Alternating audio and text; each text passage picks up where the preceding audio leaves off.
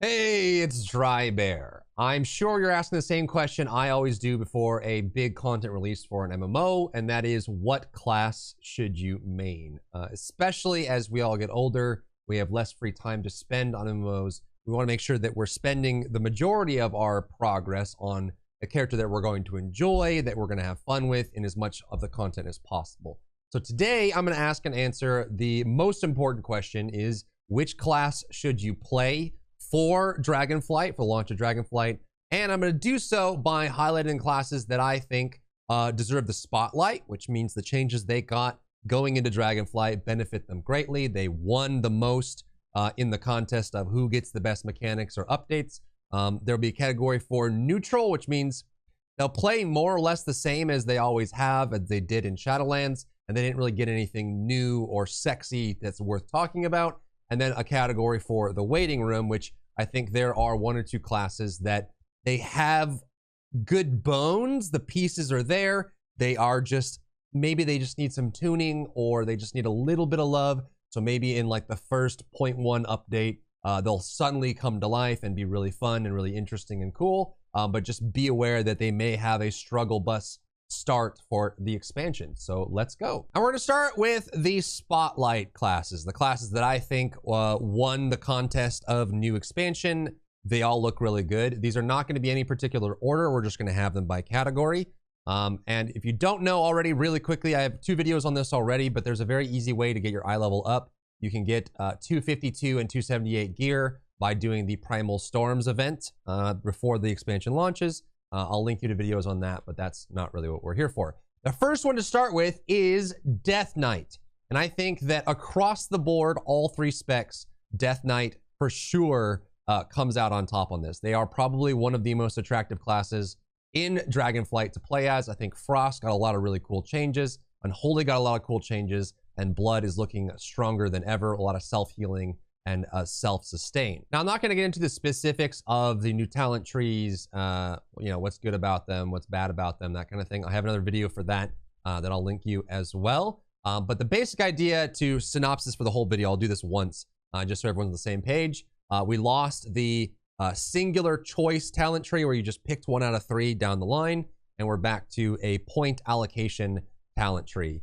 There are 2 trees. The left one is your class one, which gets all specs get access to this, and it's your baseline abilities and stats that you can pick from. And the right one is your spec tree. Each of your specs will have this available, and it basically combines stats and benefits and passives along with unlocking abilities. So some of your core abilities like Festering Strike for Unholy exists here in the tree, as well as Scourge Strike and summoning your ghouls. So the very crucial ones will be at the top. And then things like Unholy Assault, Gargoyle, Army of the Dead are getting down towards the bottom. And you have cutoffs where you have to spend a certain number of points to get down. So obviously you can't rush to the bottom and get all the good talents. It's a very simple, straightforward talent tree. Now what they're keeping is some of the classes kept some of the things they got in Shadowlands. For example, Abomination Limb, the Necrolord Covenant ability for Death Knights is staying, which means that you can get this in the class tree for all 3 specs.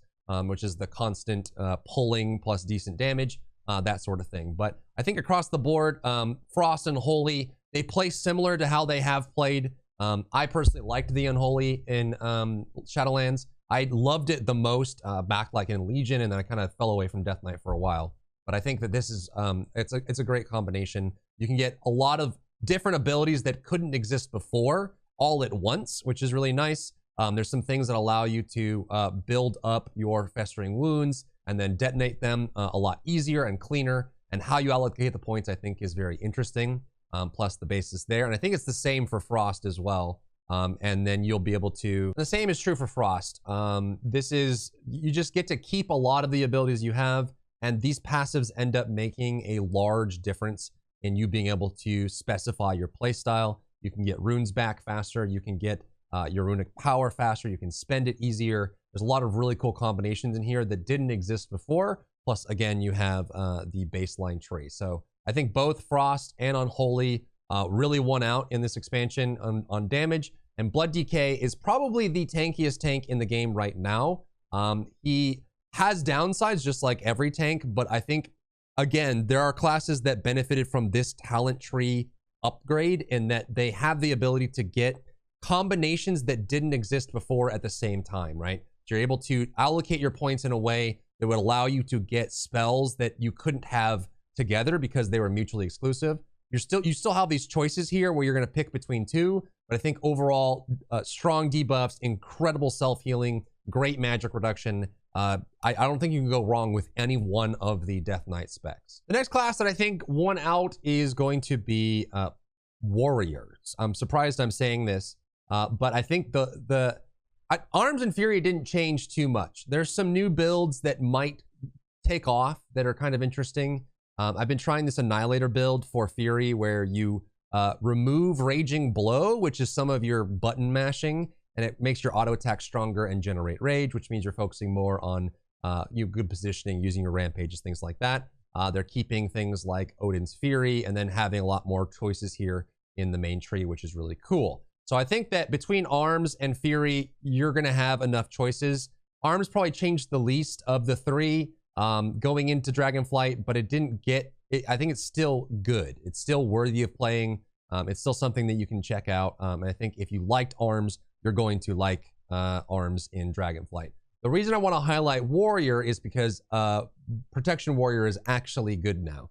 I think Protection Warrior was, I hate to say it, it was kind of laughable in Shadowlands. It did not win very much. It was very squishy, very slow.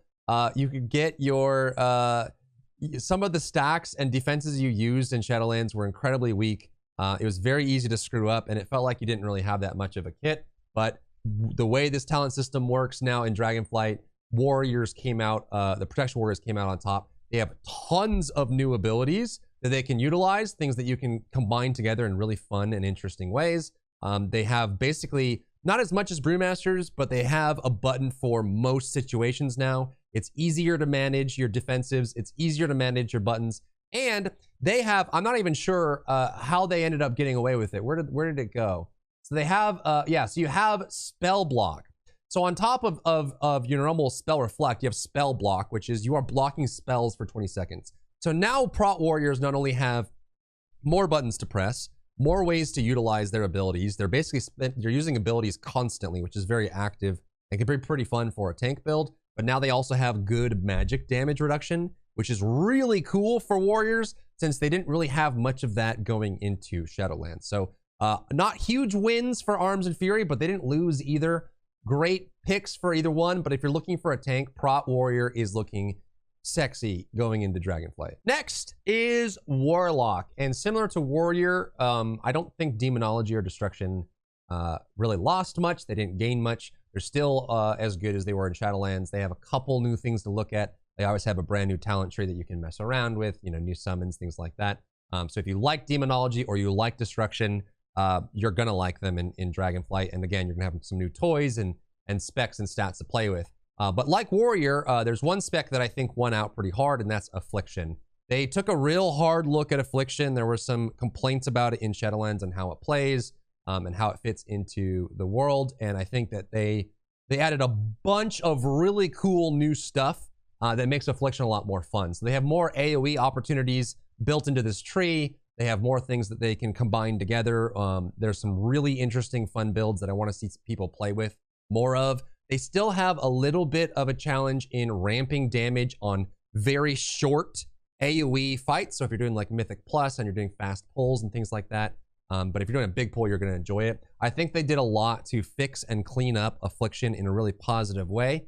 That if you were waiting for Affliction, you like doing dots, you like this kind of play style, this is a good time to pick up Affliction. You're going to have a blast with it. I think this is one of the specs in the all of Dragonflight that won some of the most. So again, if you like Warlock, Warlock has some very unique utility with summons and hellstones, things like that. Demon gateways are going to be required a lot in Dragonflight. But if you like Destruction and Demonology, you're going to like it in Dragonflight. But Affliction got the newest toys, and there's a lot of really cool combinations. I'm not going to get into all those specifically. They did keep Soul Rot from Shadowlands, but overall, Affliction's something to keep your eye on because it's cool. Next in the Spotlight category is the new hotness, Evoker. I think if you're looking for something new, Evoker's excellent. They have a lot of really cool mobility. Just like Demon Hunter, they're able to kind of bounce around. See if I can get out. You can fly around like this. You have lots of movement, lots of different things that you can do. They give you good movement, good distance. So very fun, very fluttery, and some new mechanics that other classes don't have. So if you're looking for, I play healer main in most expansions. So having a 6th healer is awesome. It's very cool. So we're playing around with Evoker quite a bit. And plus it's just new and interesting. So their premise is they use the dragon aspects. So you have bronze, you have blue, right? You have red, you have all the different green, you have all the different dragon aspects. Those things come together. One of their new mechanics is a charge and hold mechanic, which both specs have. So however long you hold it, you can see the bar in the middle of the screen, changes what happens with it. Specifically with the Devastation, the DPS build, if you charge it more, there's some interplay in the talent tree that allows that to play around it. So my best description for the new class, there's going to be a lot of experimentation once we actually have the real event. But my best description of the DPS class is that you have very high mobility. You have, ways to move forward. You have lots of ways to move around. You even have Spirit Walker's Grace. You can cast while moving, which is really cool. You have a lot of very interesting combinations. So for the DPS, you're playing like a highly mobile ranged caster, but there are moments where you need to stand and channel, specifically with your big boom boom, like your fire breath, things like that. And you want to be casting Living Flame and whatever else. So you'll be able to kind of get that action in there. So if you like more of a mobile play style at range, and then you have those moments of very key, you have to get this and land it right at the right angle, and then you're back to mobility. That's the best way I would describe Devastation Evoker. Super fun, super cool, and a lot of great options. And I think they picked up things along the way that are nice. They have a Bloodlust. They have a Ranged Interrupt. They have a group buff. They have a lot of cool defensives and ways they can interact, right? They can do reduction of AoE damage with Zephyr. They have Renewing Blaze to remove effects. It's basically like a rewind damage. Super cool. So if you want to play a new class, I think they did an awesome job with Evoker. Both the healer and the DPS, I think, came out really cool. I'm not going to go into specifics on their trees and how they play, the abilities and things like that. But just know that I think overall Evoker is a great choice if you're looking for one of the spotlight classes for Dragonflight. The next class to highlight is Rogue. And similar to Warlock and Warrior, one of their specs I think won out the most. That's going to be Outlaw. They took a nice hard look at Outlaw. Subtlety's about the same. Assassination, I think, is a little bit cleaner than it's been in the past. There's some cool things you can do with your dots, reapplying them and just generally playing through that. But I'm not going to get too in depth on that, just to keep the video short. But the spotlight, I think, lands on Outlaw. You still have Roll the Bones. So if you don't like RNG, that's still part of the kit. But they got a bunch of really cool new things in the tree that they can play around with that's going to make Outlaw super popular, super fun, and a great pick for Dragonflight if you want a main that you know is going to last you a long time. I think Outlaw is looking really, really good. So you can have some really cool options. Just know that if you're someone who never liked Roll the Bones, you don't like the RNG aspect of that, it is still there, but there's some really awesome fun things in this tree for Rogue. And then if you liked Assassination or you liked Subtlety, they're very similar to what they were. They didn't change too much. So rather neutral on those, but Outlaw is worth highlighting. Next, as we round down the Spotlight category, I do want to highlight Monk. I think Monk is one of the few classes that benefited a lot from the new talent tree system, specifically Windwalker and Brewmaster, because it's not like there's less mutually exclusive choices in this talent tree than before. It means you can have a combination of abilities that didn't exist prior. And I think Brewmaster and Windwalker both have that. You now have 3 statues for all 3 specs. You have a damaging White Tiger statue, a healing Jade Serpent statue, and then a Black Ox statue, which you can have for every pull now, which is great. They still have Breath of Fire. They still have Exploding Keg. They have the keg that can go up. They have Rushing Jade Wind. They have Spinning Crane Kick. They have, a lot of combinations there. And they did keep Weapons of Order and Bone Dust Brew. Bone Dust Brew was more effective than Flashy, but Weapons of Order, both Windwalker and actually I think only Brewmaster kept Weapons of Order. But still, like, there's a lot of really cool combinations here Brewmasters right now are a little squishy. They are probably the squishiest tank in Dragonflight, and there's a lot of burst damage and things to deal with, but they have a lot of tools and a lot of combinations that never existed before, which is really cool. I think that overall, Windwalker and Brewmaster won out on that. You're also going to get the Legion ability back for Windwalker right here, Strike of the Windlord. So big boom chi usage, which is really cool. And then again, they have much faster gameplay than they did before, mainly because they just have a lot of abilities that they can mix together that they couldn't. And it just kind of speeds up. I think this is less, you know, we used to, for a long time for Windwalker, it used to be mostly like hit combo focused. But now I think there's a lot of flexibility and there's more abilities to use and stats that modify them, which again, if you're looking for a tank, Brewmaster is squishy, but has a lot of tools, and with the right gear can be really fun. And Windwalker is fast, probably the fastest it's been in a long time. Once you get all the specs, they got Feline Stomp and Bone Dust. When it comes to Mistweaver, I think they have more abilities, but they still play the same. So I would say Mistweaver probably, they made the fist weaving better. So they made Feline Stomp. It gives you your essence font so that you'll be able to use that with the fist weaving style. There's also more options for fist weaving. The basic ranged caster healing for Mistweaver is the same than it was in Shadowlands. So there's definitely some cool things there. And again, more combinations. You can get more statues. Mistweaver and Brewmaster being able to run White Tiger statue for AoE, things like that, which is going to be cool for Mythic Plus. But I'd say it's about the same. I wouldn't say that Mistweaver is a winner, but they didn't really lose. So they're kind of like more of a neutral. But I think Brewmaster and Windwalker are some of the best iterations they've had over the last 2 expansions or so, if you're looking to play them. Up next for the Spotlight category, the classes that I want to highlight, some of the Shaman specs came out on top. Elemental and Enhancement, I think, are both very interesting. You're going to lose your Venthyr Chain Lightning ability, which is probably for the best. You still have Dune Winds, and again, there's some cool procs and things you can combine together in this build. You have Thorim's Invocation, which is nice, and you can start... I think that this feels really clean. This is probably the best enhancement we've had for a while. There's a lot of options here. One thing to highlight for Shaman as well is they did get Gust of Wind back. One of my favorite things was using this Gust of Wind to jump off Blade's Edge Arena in PvP and then bounce right back onto it. So that you can get that. So it's super cool to have that back. There's more options here in the tree. I think in general, like class-wide, Shaman probably got hurt the most by these talent trees, mainly because they had such a big utility kit of options. Like their tool belt was one of the biggest, if not the biggest in the game. And by putting the tool belt in this tree, in this class tree, it means that you can't have all of it at once like you could before.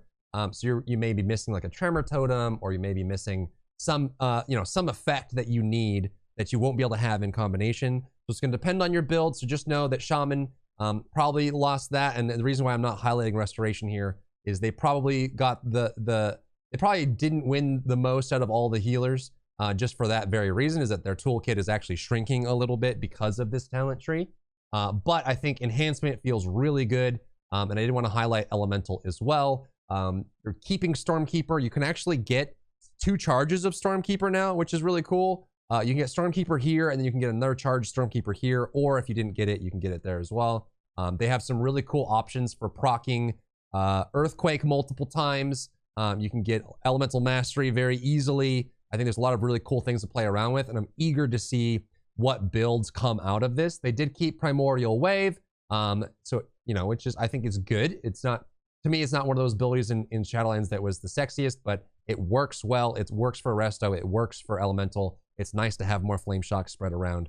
So I think if you're looking for a class to play, Elemental's super fun. And we'll talk about Restoration Shaman in a little bit. And lastly, for Spotlight, I would like to talk about Druid. I think it's hard to have all of these specs since they have 4 coming out on top. I think Guardian should have gotten more love than it did, but we'll talk to that in a second. Restoration is looking very good, exceptionally powerful. You have a lot of really cool options. So I'd say that the 2 that won the most on Druid are Restoration and Balance. Restoration, you got a lot of, you're keeping Adaptive Swarm, you're keeping Convoke the Spirits. Balance is also keeping Convoke the Spirits, which is really cool. And then you have lots of combinations here They can, I think the only thing they struggle with is intense single target spot healing, but you still have the Solar Forest plus Verdant Infusion build. You can still do great raid healing, excellent M+ healing. They're probably gonna be really good in arenas as well. So Resto Druids are probably one of the best healers in the expansion. Worth checking out if you're looking for healers. And on top of that, they have, they can run with Feral build, they can run with Balance build on off spec, and then they can get, Stampeding Warriors staying, which is great. So you actually can deal a ton of damage, you have a ton of healing, a lot of options, you still have the mobility. So I think that Restoration really, it looks very good in Dragonflight. And then I also want to highlight Balance. They took a nice look at Balance, and I think they cleaned up some of the things that made Balance feel weird. The first one that they did is that you're able to repeat eclipses rather than having to alternate between them back and forth, right? Going between the two. You can now just go into the same one again if you want. They're getting Wild Mushroom back. They're keeping Convoke the Spirits, which you can modify as well. They have a lot of AoE options, which is nice. And all the good things that they had about them in Shadowlands, they're keeping, and then they're getting more. You can even get stuff where you can do multiple full moons in a row. You can have different procs. You can even stack multiple instances of Starfall. So you don't have to wait until one ends to use the next one. You can stack them together if you want. And then obviously you can do things that make your elements stronger without the need. It's basically more flexible, I want to say. It's not something that was as restricted, and I think if you like Balance, you're going to love it in Shadowlands. Feral did okay. They're probably about the same. They got some new things that are cool. I don't think there's anything to pump your fists in the air and be really excited about. They are focusing more on dots and bleeds. They kept Adaptive Swarm and Convoke the Spirits, which is really fun. And they have some nice options for bleeds and dots and things like that.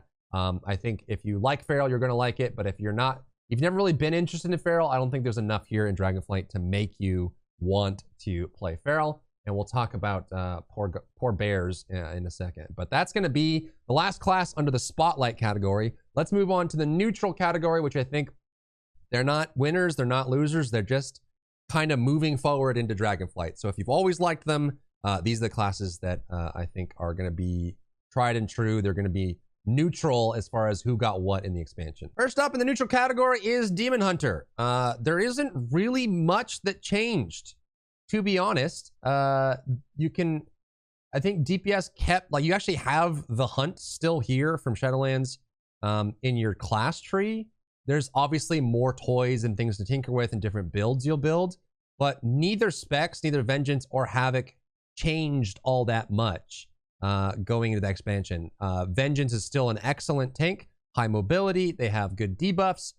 They have the tools with their sigils, things like that. But, going through both these trees and playing it a little bit, I would say that neither of these specs were drastically, underwritten and changed and all that. They're basically what they were in Shadowlands. They just have a few new things. They play basically the same. They're still effective. So they're not in the Spotlight category for me because there's not really anything majorly of note that I think is going to blow you away. Or if you're not a Demon Hunter person, you probably wouldn't really care much to hear about it. But they didn't get worse. So from that standpoint, I think Demon Hunter is definitely a class that if you're a Demon Hunter main and you know it in your blood, you love Demon Hunters, you'd have no problem playing them again. They didn't get anything, any major losses. They didn't take any L's. They're just kind of the same. So they're in the neutral category for me. So if you're wondering if you're a Demon Hunter main, you want to do it. They're still fun. They're still awesome. They're still strong. They just didn't really get any... Their presents on Christmas Day weren't the biggest, right? They didn't get the biggest, shiny thing. But they didn't really take any L's either. So they're kind of just the same. Next up for the neutral category is Mage. And I waffled on this a little bit because there are plenty of arguments to be made for this class to be in the waiting room category, in that something's wrong or something needs to be cleaned up, or they're waiting for a big update, or there's just something there. Personally, and I've been through all the expansions in WoW, I've played most MMOs, I've seen these changes happen over time. I've worked in the games industry and I've released updates and then had to maintain them as they go forward. Personally, I don't see anything about Mage that won't stand the test of time. and puts them in the waiting room category. I think overall, most specs play similar to what they were in Shadowlands. They didn't get any new shinies. They didn't get anything super sexy, but I don't think they took any L's. You will see some people that would argue that like Arcane and Frost maybe took a few L's here and there. There's definitely some newer things in Arcane. I think that they are new on paper, but they probably will end up feeling the same over time. Frost has some new shatter combinations that they can utilize. There's definitely like a couple new abilities that are interesting. And I think that, again, after a month of playing, I think all three specs will end up being similar to what they were in Shadowlands, similar to what we know about Mage. There are some people that are going to be arguing that they took some L's. There's going to be people that took some W's. They'll argue that they took some W's. But I think, personally, if you're someone that cares about meta, Fire Mage is looking real good. Frost and Arcane, meta-wise, may fall off kind of hard, but I don't think that's going to be a very long-lived phenomenon. I think that Arcane and Frost could very easily come back into the spotlight. But Fire's getting the most interest right now.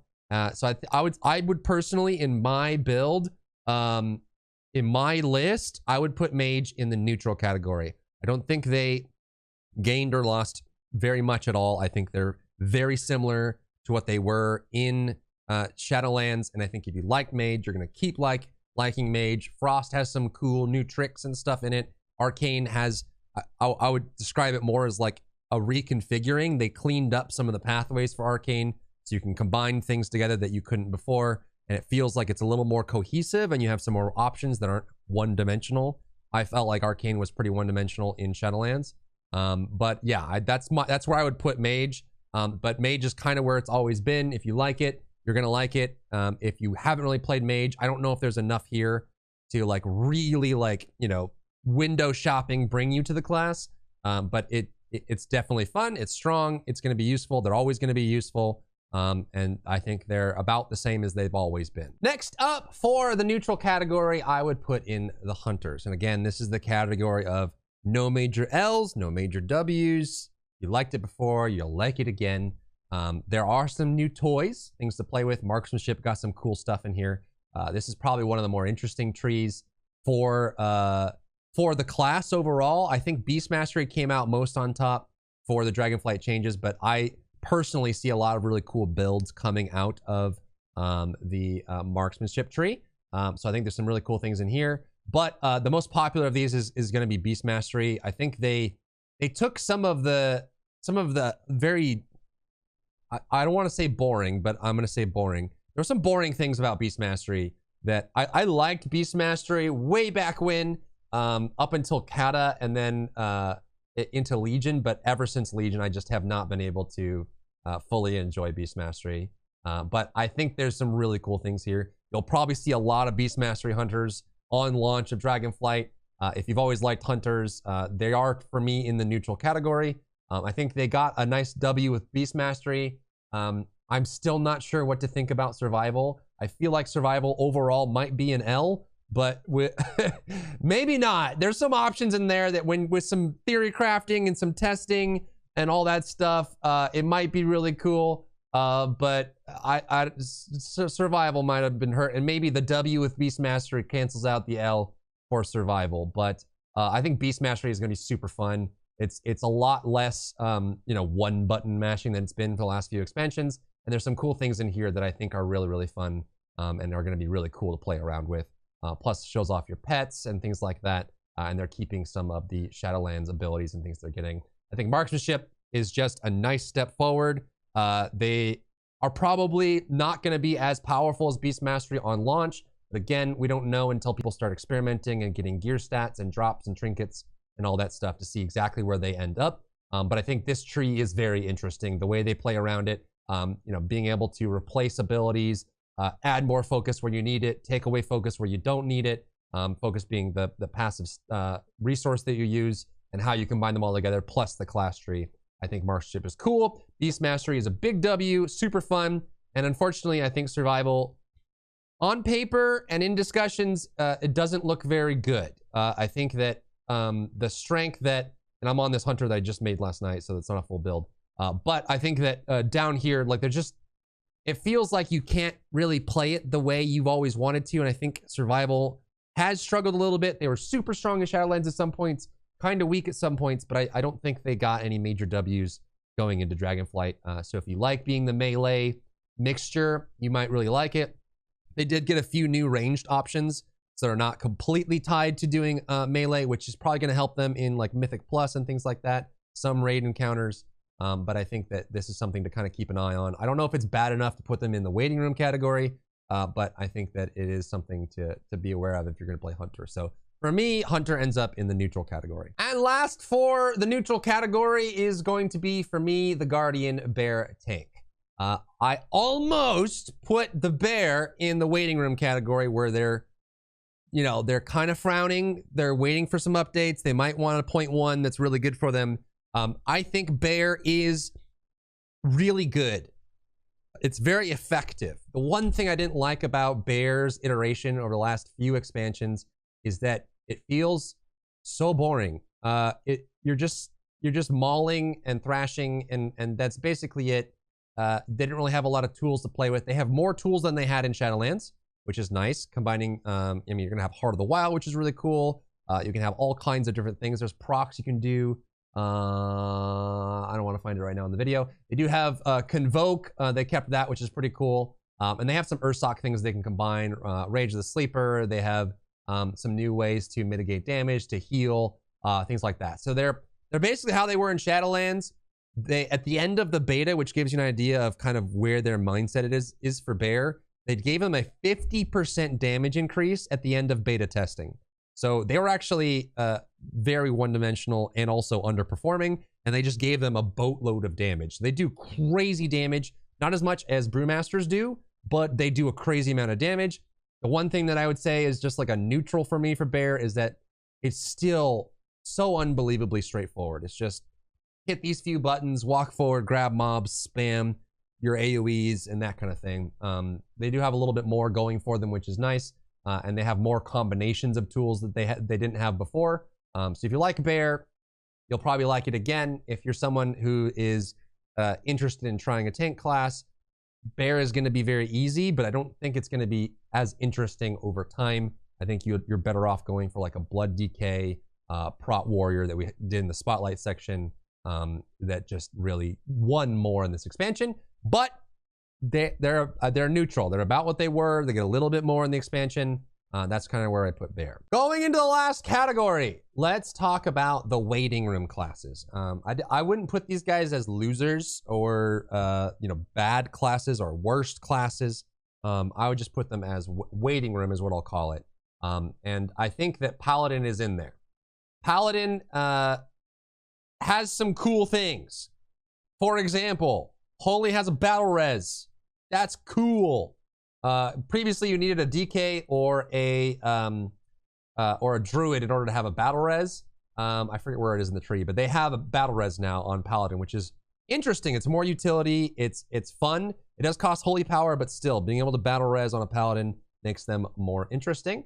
I don't think holy really changed much from Shadowlands, and Ret definitely didn't. I don't really know what to say about Ret. You're still gonna have Divine Toll. Super fun. It's great for Holy. You keep it on Prot as well. I think pulling with Prot Paladin is super fun because you have Divine Toll and you have all these big AoEs, Shield of the Righteous, things like that. They got a couple new abilities in here, but I think I guess I was just hoping for more when it came to Paladin in Dragonflight. And I wouldn't even call them neutral because I think they definitely took some L's.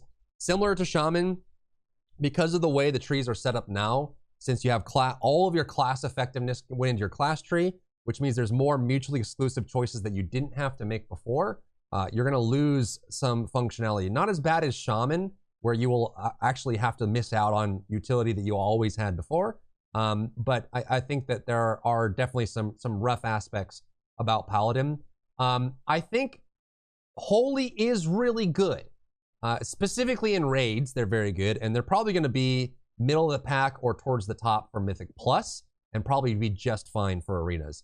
So I would put probably Holy Paladin in the neutral category. They didn't get anything new that's really off the chain, super cool. fun. They kept Divine Toll for M+. You can still do Beacon of Virtue. They have some cool blessing options that put it together. They also are one of the healers that got an interrupt, which means that they can actually they can interrupt, which is really fun and cool. It is a melee interrupt, but still, you know, before we only had one healer that has an interrupt. Now we have 5, which is pretty cool. But I think they just didn't. There's still some weirdnesses with the Holy Power. There's still some weirdnesses with the spec overall. Their mastery, I think, is still kind of a weird one that they can't deal with. And also, on the topic of mastery, Rule of Law no longer extends your mastery, I think. So there's just some things that I feel like were very easy. It extends the range of your heals, but doesn't affect your mastery now. So I think there's definitely some things that could have been addressed in Dragonflight. And that's why I would put Paladin in the waiting room, because maybe they will address them going into 0.1 and beyond. But if you're someone who wants to have a great launch and really enjoy the start of Dragonflight, or maybe you're the kind of person that comes for the first tier, plays, and then waits until the next expansion, I would maybe shy away from Paladin. Prop Paladin has some cool abilities, a lot of self-healing, but just like they've always been, they're very cooldown reliant. During Wings, they're gods, and outside of Wings, they're a lot weaker. They do have some nice magic options. Their blessings are still there. They still have some, you know, they can still do Divine Toll, which is fun. But yeah, I think that they're almost like neutral minus. They should have gotten some things. There's some very easy low-hanging fruit that they could have cleaned up for Paladins, and they just didn't. I think if you're playing Paladin just for Holy, and you're a PvEer, you're probably going to be just fine. They are really good in M+, they're really good in Raid. They're probably fine in Arena. I don't like to predict on Arena until the expansion launches, because you never know how people are going to build their teams together and things like that. But I would put Paladin in the waiting room, in that they probably won't have the best launch, again, unless you're playing Holy. But they have some cool tools there that if they play around with it or get it just right, you can actually, this class could be one of the spotlight classes later on, but maybe at start they're going to be kind of weird. So just keep that in mind if you're choosing what class to play, which is the purpose of this video. Next, for the waiting room, I am going to put in Restoration Shaman. And I am a main healer, and I've been since Cataclysm, and I've always loved Shaman, but I think that kind of similar to Paladin, there was some low-hanging fruit here that probably could have been addressed quite easily, that wasn't. And I think that combination of the class trees, some classes benefited greatly from this talent tree setup. I think the more utility and the bigger your tool belt was, the more pain you're going to feel and adjustment that's going to be required from this talent tree. Because again, you're going to, you know, you may not have Tremor Totem, you may not have Earth Elemental, you may not have, you know, some specific aspect, you may not have Tranquil Air, you may not have something, because there's only so many points you can spend here. There were some cheeses you could do with like Ankh Totem. Maybe you don't even choose Earth and Wall because it's over here, right? Like, you have so many abilities on Shaman. Like, you may even run Hex, right? There might be some times where you need to get certain stats or certain benefits, and you may not even have Hex, right? So I think Shaman got hurt the most by this, because they're now being forced to choose between utility that they always had base kit, and based on your talent setup, you may not have it. So just keep that in mind as you're choosing. You know, like Wind Rush and Earth Grab are on the same choice, right? So there's just things like that I think are gonna hurt Shaman a little bit. Their healing is basically the same. They have Riptide spamming, Primordial Wave is still there. We have Downpour, we have Wellspring, Ascendance is there as well. Cloudburst, I think, got a little bit worse, and the cooldown on it went up. But there is some cool things you could do with Cloudburst now. But I think that it's like neutral minus. I think they're probably going to struggle in high keys and M+. They're going to be okay in raids maybe. But, you know, they're not going to be as good as some of the other choices you have, like Druid, Evoker, definitely some of the priest choices in raid as well. So you have that option there. I think even Holy Paladin's going to beat them. You might even be taking Mistweavers over Restore Druids or Restore Shamans, just because of the way the tree is laid out. So if you're a healer main, I would definitely push you more towards playing like Resto Druid and Evoker are really good. They look like they're going to be good all expansion long. Resto Shaman kind of took an L here on the way the talent trees got set up, and I don't think they got enough new things to warrant what they lost with this talent system. So I'm just going to put Shaman Restoration in the waiting room, and that, you know, their launch might be kind of awkward, and maybe it's their awkward teenage years, and as they go in 2.1 and beyond, they get really strong, or maybe someone comes up with a build that we just haven't thought of yet that works really, really well. There's some trinket or tier set. The first tier sets aren't very complicated. They don't add a lot. They just kind of just like do more. It just makes you stronger. So the first tier isn't going to be like amazingly reconfigured. It's just kind of getting into the expansion. But again, if you're someone that only plays the first or second tier and you want a good class and you're playing healer, I would say that Resto Shaman took probably some of the harshest hits of the healers alongside Paladin. And lastly, in the waiting room category, I'm going to put Priest. There are some cool things here, I will admit. I think Shadow still has some of the same issues that they had before. They're keeping mind games on all 3 specs, which is cool. Even Void Shift is going to be available for healers, which is nice. That's going to be fun. And I think there's some cool things. You can do like a summon inside of this. Some of the spammy spirit builds are gone, but you're still going to be hot auspicious spirits for some build, which is nice. They also added back in a limited version. I think Surrender to Madness is the best Shadow Priest version there ever was. I know it was impossible for them to balance, and it was either broken or in the gutter, but I loved Surrender to Madness. I loved stacking and keeping my Void Eruption, my Void Form going. I think that was super cool. I really enjoyed it. They kind of brought it back, so when you're in Void Form now, when you spend Insanity, it increases the duration, so you can keep extending that. It's not the same race against time, faster than it used to be. But I think it's better than it was in Shadowlands. It's a lot more enjoyable, engaging. There's some new options in here, which are fun. And then there's things you can do with your dots. There's things you can do with your summons. You have new summons to deal with. You still have your channels. You can do tentacles, void tendrils that spawn as well. Power infusion is still here, so you get a lot of value out of that. Some self-healing, some defense. I think Shadow is okay. They probably could have benefited a lot more. There's some things that they could have changed, but they got some love, which is worth it. Looking at Holy, I think they didn't change too much.